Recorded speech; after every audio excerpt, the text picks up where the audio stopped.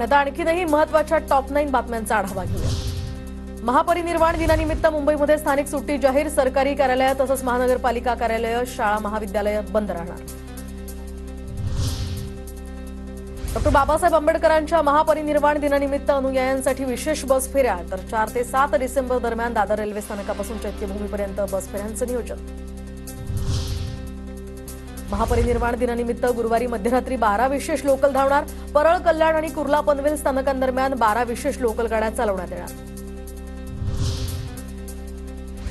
6 तारखेला डॉ. बाबासाहेब आंबेडकरांच्या 68व्या महापरिनिर्वाण दिनानिमित्त आयोजन विविध कार्यक्रमांचं करण्यात आलंय। तर भीम अनुयायी मुंबईमध्ये यासाठी दाखल होण्यास सुरुवात। मुंबई महापालिका प्रशासनाकडून सुविधा पुरवण्यात आल्या। राष्ट्रीय आयुर्विज्ञान आयोगाकडे पदवी, पदव्युत्तर पदवी अभ्यासक्रम आणि नवीन वैद्यकीय महाविद्यालय सुरू करण्यासाठी मोठ्या प्रमाणात अर्ज। महाविद्यालयांमधील सोयीसुविधा, प्राध्यापक संख्या सुद्धा तपासणार। बँकिंग कायदे विधेयक लोकसभेमध्ये आवाजी मतदानानं मंजूर। तर विधेयकांद्वारे विद्यमान व्यवस्थेमध्ये 19 सुधारणा प्रस्तावित सुधारणांमुळे आता ठेवीदारांचं संरक्षण होणार। सीतारामन यांची प्रतिक्रिया।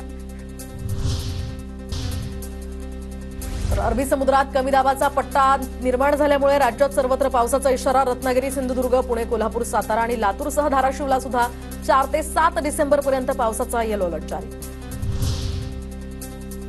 डेंग्यू हिवतापासाठी आता 59 रुपयांमध्ये विमा। देशातील सर्वात मोठ्या वित्त तंत्रज्ञान कंपनी फोन पेची योजना। तर ग्राहकाला 1 लाखांपर्यंतचे सर्वसमावेशक वार्षिक विमा संरक्षण आता मिळणार।